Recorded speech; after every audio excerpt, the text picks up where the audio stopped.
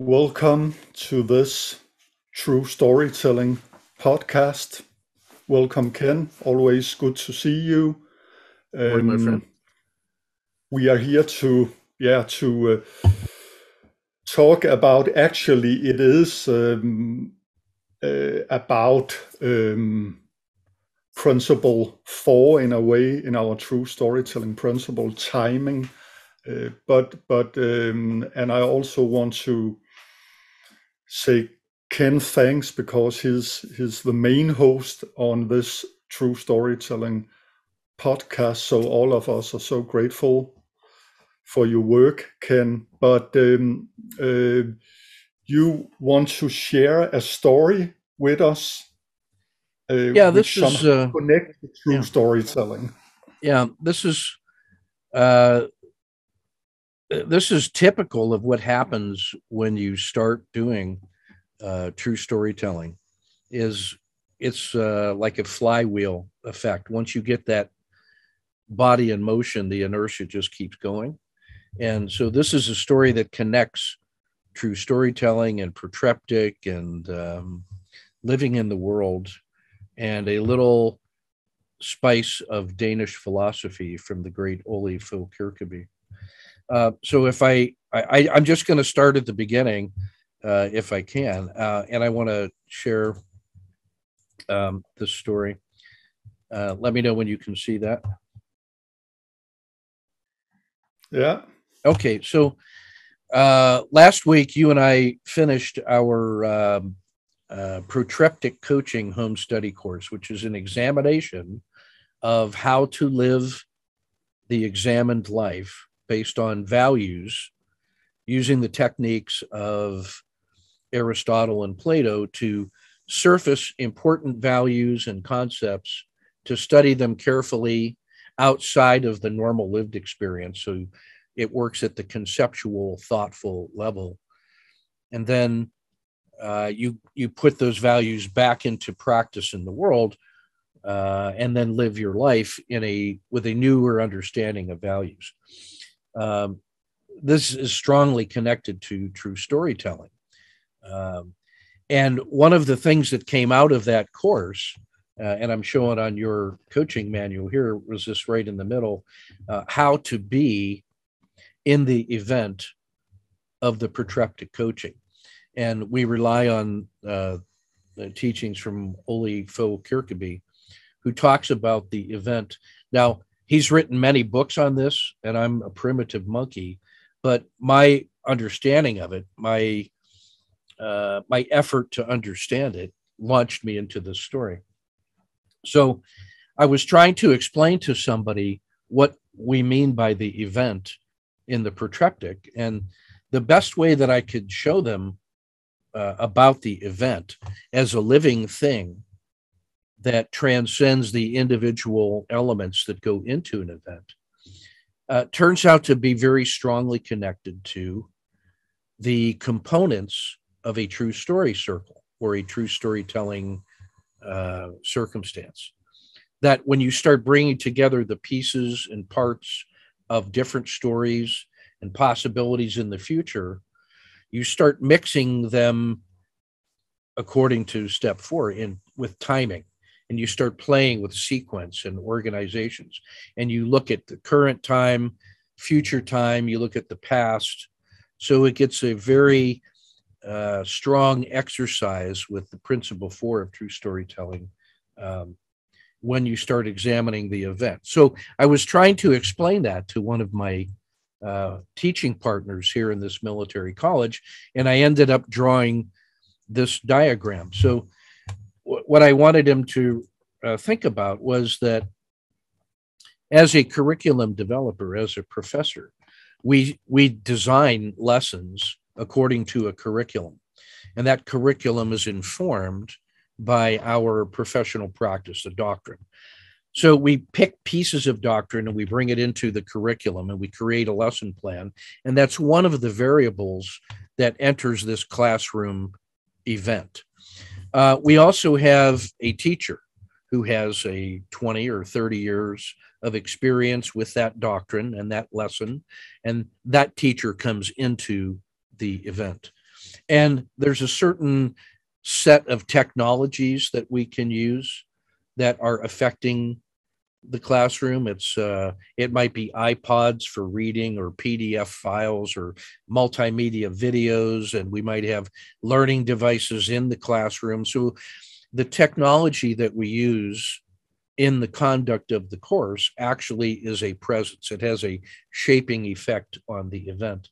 And then the student comes into that event with their experience and their previous exposure to other lessons and the purpose that they are taking the class for. So all four of those variables, we normally think about those as the pieces and parts of a teaching, learning event in the classroom.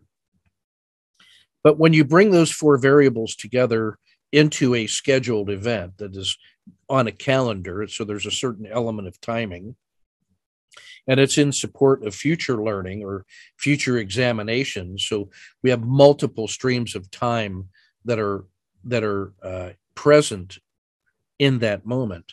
When you start mixing those four things together, something magical happens.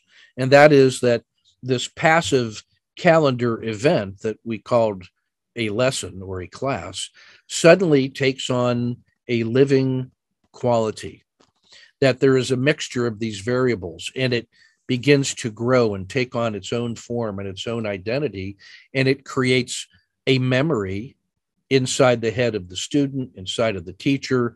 It gives feedback to the lesson plan for future lessons. It might shape the technology, say, if we had this technology, we could do it this way, or we use the technology in a different way. So the event becomes a created artifact that takes on a life of its own and is an equal participant along with each of those other variables. And when the event is over, when the timing says that class is done, that event actually lives on in the memories of the teacher and the memory of the student and the feedback to the lesson plan, to the alteration to the technology. And it becomes one event in a series of events that we might call education that has power in the world beyond the finite limits of the event. So it turns out that the event is actually an action verb, because it is a set of behaviors interacting with elements, and it becomes its own artifact. So I was explaining that to my curriculum designer, and this really opened a new window into his practice, because now he could see the event as a holistic, creative variable in our education, but he could also take a look at the different timings of those four elements. Like technology doubles in power every 18 months. We get a new set of students every year, so they change quite frequently. The curriculum is updated every 2 years. The teachers don't change very much because we're old fat guys and we're used to our ways. So there is a mixture not only of timing, but also with the rate of change of timing. And all of these things are being molded together in the crucible of this event. So it is an action verb that creates a new artifact. And so this particular diagram actually serves as an artifact, which, when I connect that back to true storytelling, that now becomes an element in stage setting. The story about how that event occurred in the past or how we're trying to shape it becomes part of the play. So the artifact now becomes an important member of the event. Below this horizontal line, I use this diagram to just simply show that the student is living the next 10 to 20 years of their career forward with the lessons that we taught in that event. So their view of that event in time is very different from that of the teacher. The teacher is coming from a 30-year living practice and is handing off lessons learned and insights in the present. So lessons from the past, applied to the present, taught and shared in the present, discussed in the present, but for the purpose of living forward in the future. And then that student has a different view of the time stream. They're 35 years old. I'm 65 years old. So there's a different sense of timing associated there. And they're going to be using that lesson and the modifications to their understanding as they live forward. And someday they may be a teacher. And now, when we fast forward 20 or 30 years, all of the lived experiences, which were shaped and initiated by the original event, continue to manifest. So each event is a created thing. It is an artifact, but it has its own identity. And it also gives back to all of the other variables that were in that event. The teacher is different because of the event that they were in. And the technology and the curriculum and the students are all changed because of the chemistry and the physics of that event. But when you take those four variables away and they go about the rest of their life, that event remains as an artifact, as a member of a set of artifacts going forward. And in that way, it becomes a true story. So when we think about an event now, if I can now produce an artifact about that story, I can now associate the living experience of the event with the artifact, and then that becomes an anchor point for all future events that are connected through that artifact. So the artifact acts as a binding agent for the stream of conscious living stories that are told by people with common interests. And now when we associate all of that back to the true storytelling principles, imagine the power of an organization which can operate from a baseline of shared values that we have had protreptic discussions about, that we've illuminated what we mean by those different values and principles and talked about them in a protreptic way that creates a collective consciousness, a collective commitment. That actually becomes an event. That protreptic session is an event that now starts shaping and is connected to all of these other stories and events. And what you end up creating is a living mosaic of true stories told in sequence that propagate values throughout the world in various time streams. And so I wanted to share that idea with you because we only talked about that last week in our discussion about the events and how it connects to the protreptic. But what I have just seen in the last week is that this particular artifact, this particular narration of what we mean by the event is now connected to my military classroom. I've had this discussion already with my students as we start shaping the rest of the course and what they can do to help co-create their learning experience. I've used this with curriculum designers who are engaged in developing curriculum for the long haul. I've used this with newer faculty members who are trying to understand the opportunities they have as a faculty member to participate and to orchestrate an event without being overly controlling. I've used it in my professional consulting practice with people who are trading in the currency markets and commodities and who instead of creating a class are doing a trading event every time they take a position in an equity or a commodity or a currency. And there are a lot of other variables going on. So it turns out that there is something fundamental about the event as an entity, as an artifact, as a living process, as a player on the stage, surrounded by true storytelling principles, informed by the values of the protreptic. And I am actually no longer surprised at how connective these ideas are to so many different dimensions of the lived experiences.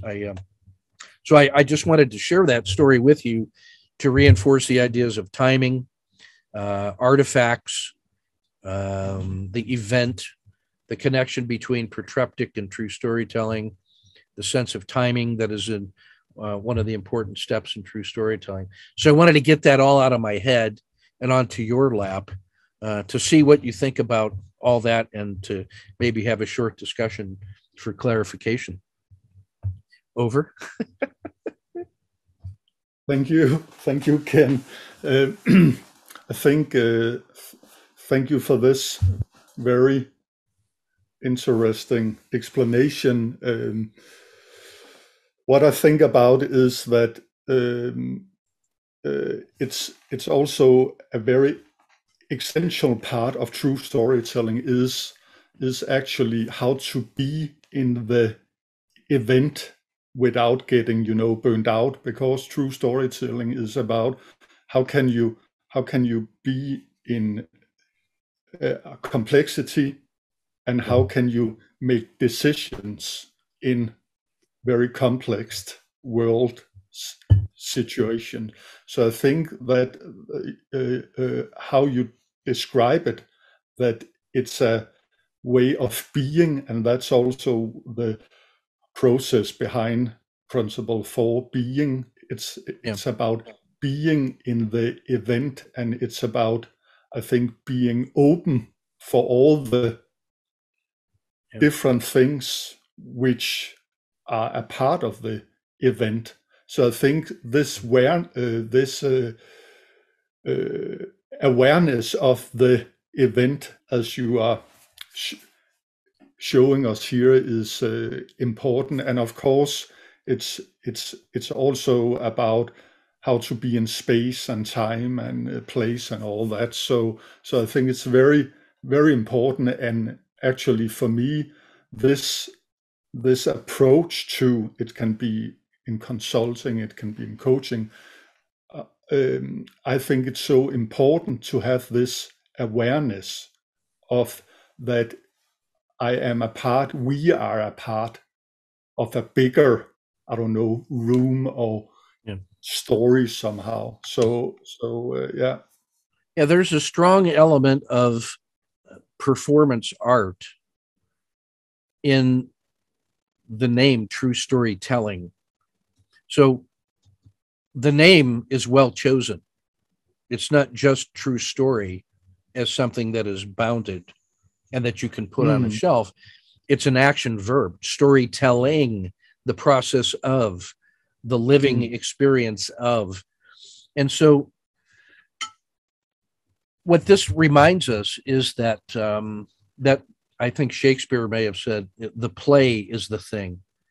You can plan and rehearse all you want. It's almost funny to think of the job event planner.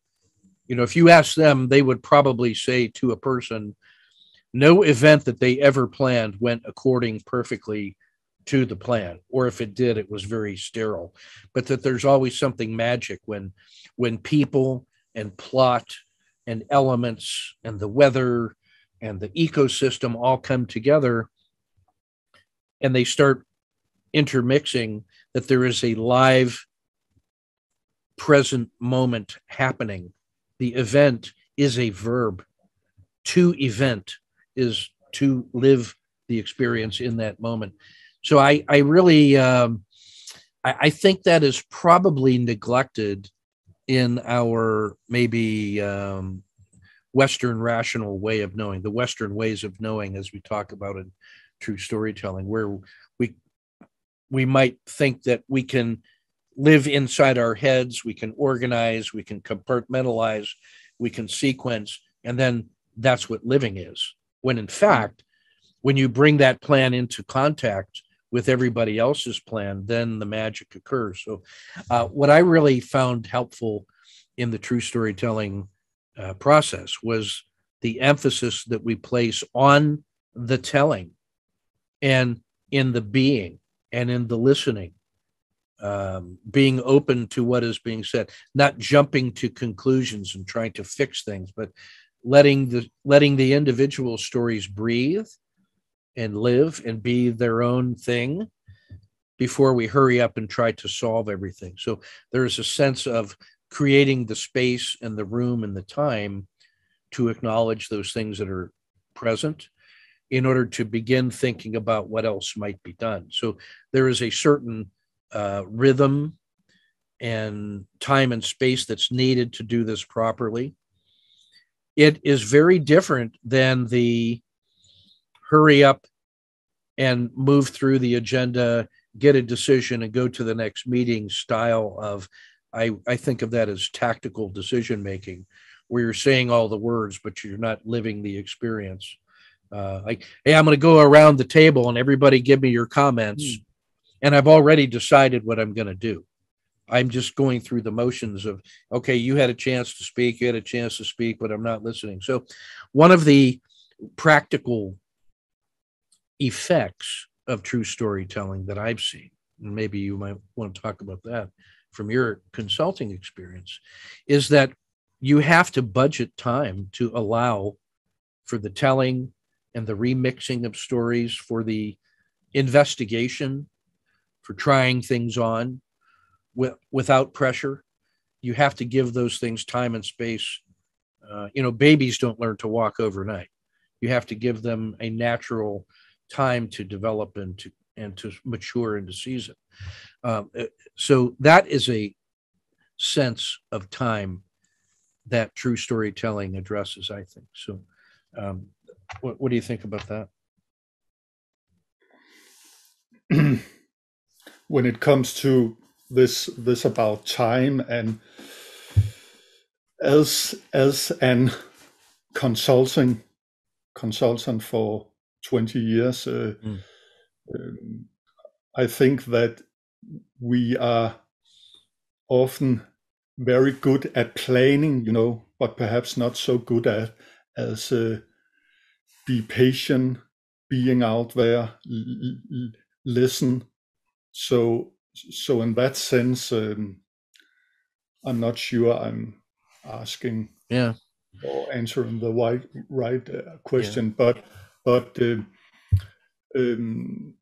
I think that a part of this event is also an awareness of your body. It's actually about being out there and not only listen with your brain, but also with your heart and your body somehow. And I think that's very important too.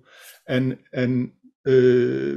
as a part of our true storytelling, you have run the storytelling circles for 1 year or more, and that's also an example of an event, very practical. Could you say a few words about that?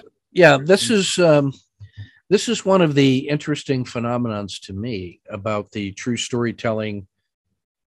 You can think of each session as a discrete,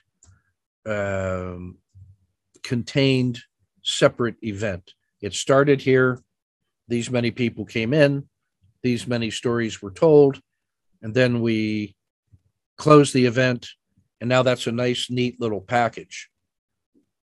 But as I alluded to earlier, that thing has a memory. It contributes to the conversation. That actually is now an actor in all the future scenes. So you do an event, you do a true storytelling circle, another story circle. Now suddenly a sense of habit and familiarity, a feeling, a style, themes, a culture begins to develop around the event. And so now each next event is one more in a string, in a legacy, in a series, a chapter in a book. And so each event now has outward reaching connections and takes on its own identity and its own sense of power and authority and leverage. And I think that was the phenomenon of both being and doing, but also simply existing, that you get some things that are changing, the time, the day, the where it is on the calendar, who's the members, what stories are being told. So there are some elements of change, but then there's an undercurrent of things that don't change, some structure and plot ideas. So there is a mix, like in the Taoists would say, the changing and the unchanging. There's a very interesting nouns and verbs associated with these events. So I was not expecting that to be the case when I started doing the True Story Circles. I looked at each one as a certain structured event with an agenda to follow, and I was not really prepared for how quickly the culture and the values and principles of true storytelling began to impact all the people who were there, and then how that affected me in everything else that I did. That once you get in the habit of listening and telling the truth and trying to be thoughtful and non-judgmental, it begins to change who you are in all of the other transactions in your life. That was an unexpected consequence. In this case, the tool is true storytelling. And as you learn to use the tool begins to shape you with a reciprocal relationship. So the tool maker is shaped by the tool that he's using. So that was a pleasant surprise. And I begin to understand what Boji and you mean by the transformative power of true storytelling to change the world, one story at a time. That's been my experience in over a year of doing these weekly true storytelling circles for my military students, for my business clients, for my soccer team, and for a loose collection of storytellers that I've met through the Zoom meetings in this era of COVID. So that's been my experience. Thank you so much, Ken. We could go on as always, but we need to stop now. It has been a pleasure to having this conversation with you, and thank you for sharing this concept of the event that people actually can use out there in their teaching, in their consulting, in their leadership. So thank you so much. Happy to help. I always enjoy talking with you. You take me to places that I hadn't thought of or imagined, and that's always a treat. If there's enough time, we might try to sneak that tool into the chapter in the True Storytelling Handbook, which should be coming out here one of these days soon. So always good to see you, my friend, and I'll see you on our next session.